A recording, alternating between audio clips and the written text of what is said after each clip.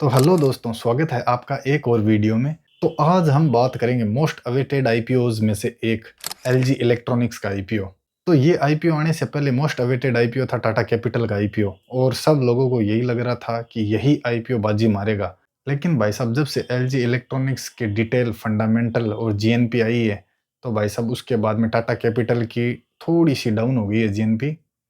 तो इस वीडियो में हम जानेंगे एलजी आईपीओ की जीएनपी क्या चल रही है, इसके फंडामेंटल एंड एनालिसिस और इसके पॉजिटिव और नेगेटिव्स, क्या इसमें अप्लाई करना चाहिए या नहीं करना चाहिए।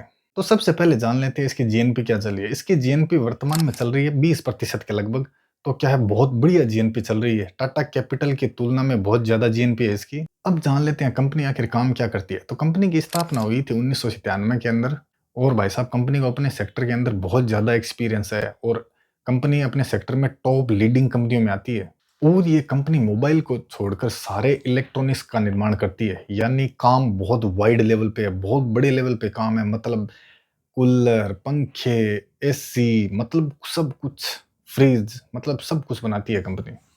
तो कंपनी क्या है, बी टू सी और बी टू बी प्रोडक्ट्स का सेल भी करती है। तो बहुत बढ़िया काम है कंपनी का। और इसके साथ साथ company installation service, repair service, maintenance service भी उपलब्ध करवाती है।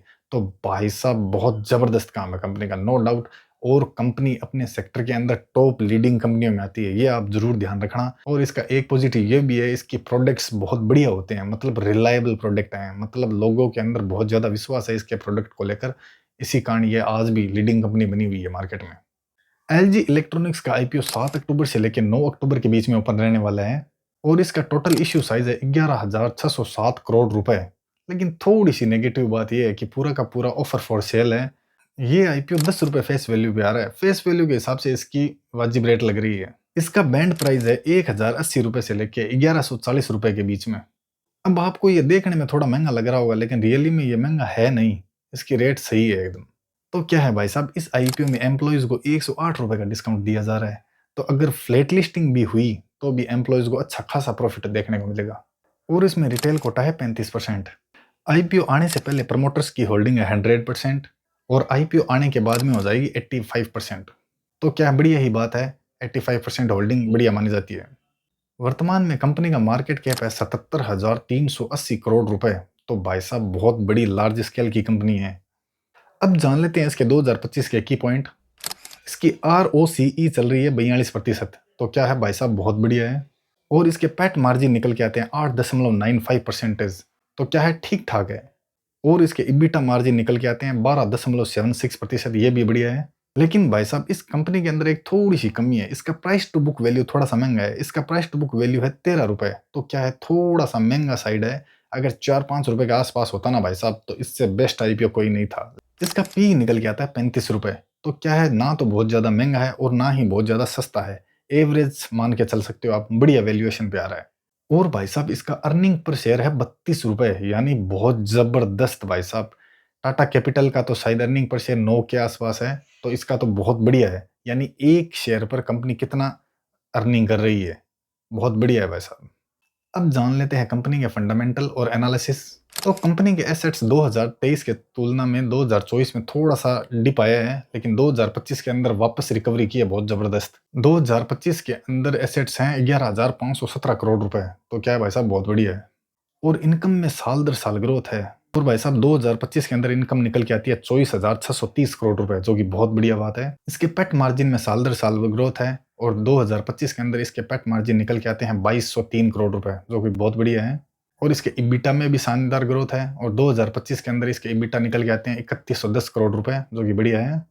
इसकी नेटवर्थ 2023 की तुलना में 2024 के अंदर थोड़ा सा डिप है, लेकिन वापस 2025 के अंदर अच्छी खासी रिकवरी की है इसने। 2025 के अंदर इसकी नेटवर्थ है 5,933 करोड़ रुपए, जो कि बहुत बढ़िया है। 2025 में कंपनी के हाथ में 5,291 करोड़ रुपए की रिजर्व एंड सरप्लस हैं, जो कि बढ़िया बात है। और भाई साहब, अब बात आती है बोरोविंग की, यानी उधारी की। तो भाई साहब, पूरी कंपनी ही उधार फ्री है, मतलब 1 रुपए की भी उधारी नहीं है। तो इस कंपनी का ये सबसे बड़ा और सबसे जबरदस्त पॉजिटिव पॉइंट है। तभी इसकी डिमांड टाटा कैपिटल से ज्यादा बनी हुई है। तो अब जान लेते हैं इसके पीयर्स के कंपैरिजन में कंपनी के क्या हाल है। तो इसके जैसी और भी अन्य कंपनी हैं, जैसे हेवल्स, वोल्टास, व्हीरपूल और ब्लू स्टार।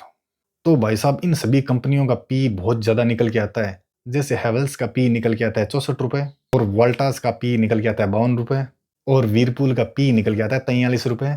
तो भाई साहब उस हिसाब से देखें तो एलजी का पी बहुत ज़बरदस्त है 35 रुपए के लगभग, बहुत ही बढ़िया निकल के आता है। इन सभी से ज़बरदस्त पी है उसका। तो भाई साहब पहले तो देख के लग रहा था कि टाटा कैपिटल की डिमांड बहुत ज़्यादा है, लेकिन एलजी के प्राइस बैंड और इसके फंडामेंटल एनालिसिस और पॉजिटिव और नेगेटिव आने के बाद में टाटा कैपिटल की डिमांड थोड़ी कम हो गई है। और क्या है, मेरे हिसाब से एलजी की डिमांड ज़्यादा रहने वाली है, क्योंकि इसकी जीएनपी भी ज़्यादा है और कंपनी नो डाउट बहुत ज़बरदस्त है और बोरोविंग नहीं है कंपनी के ऊपर 1 रुपए की भी। और क्या है, कंपनी अपने सेक्टर में लीडिंग कंपनी है। तो भाई साहब अब जान लेते हैं इसके अंदर अप्लाई करना चाहिए या नहीं करना चाहिए। तो भाई साहब आईपीओ अप्लाई करने से पहले हम इसके पॉजिटिव और नेगेटिव्स देखते हैं कि अगर पॉजिटिव ज़्यादा है तो ये आईपीओ अप्लाई करने योग्य है, अगर इसके नेगेटिव ज़्यादा है तो इसको इग्नोर करना ही सही रहता है। तो अब क्या है, हम इसके पॉजिटिव और नेगेटिव्स की बात करते हैं। तो सबसे पहले बात करते हैं हम पॉजिटिव्स की। तो भाई साहब पहला इसका पॉजिटिव ये है कि कंपनी अपने सेक्टर के अंदर टॉप लीडिंग कंपनियों में आती है। और दूसरा इसका पॉजिटिव पॉइंट ये है कि इसके ऊपर 1 रुपए की भी उधारी नहीं है। और इसका तीसरा पॉजिटिव पॉइंट ये है इसकी फंडामेंटल और एनालिसिस बहुत बढ़िया है। और इसका चौथा पॉजिटिव पॉइंट ये है कि इसकी जीएनपी बहुत बढ़िया चल रही है और मेरे हिसाब से एलजी की एंकर लिस्ट भी बहुत बढ़िया आने वाली है। अब बात कर लेते हैं कंपनी के नेगेटिव्स की। तो भाई साहब कंपनी के नेगेटिव्स पॉजिटिव की तुलना में बहुत कम है। तो भाई साहब कंपनी का पहला नेगेटिव पॉइंट ये है कि पूरा का पूरा ओएफएस है, तो क्या थोड़ा फ्रेश इशू होना चाहिए था ताकि कंपनी के ग्रोथ में पैसा काम आता। ये तो क्या है, प्रमोटर्स अपनी होल्डिंग बेच के निकल रहे हैं इसमें तो। और इसका दूसरा नेगेटिव पॉइंट ये है इसका प्राइस टू बुक वैल्यू थोड़ा सा महंगा नजर आ रहा है। तो नो डाउट पूरा चिट्ठा खोलने के बाद में यही समझ आ रहा है कि कंपनी की फिलहाल कंडीशन बहुत बढ़िया है टाटा कैपिटल की तुलना में, बता रहा हूँ मैं। टाटा कैपिटल की पहले बहुत जबरदस्त हवा बनी हुई थी, तो क्या है फिलहाल वो थोड़ी हल्की नजर आ रही है। तो अब आप इस आईपीओ में अप्लाई करेंगे या नहीं करेंगे वो जरूर बता दीजिएगा। तो ये वीडियो क्या है, सिर्फ एजुकेशन पर्पज के हिसाब से समझाया गया था। आपको अपना रिस्क और एनालिसिस लगा के ही अप्लाई करना है आईपीओ में। धन्यवाद।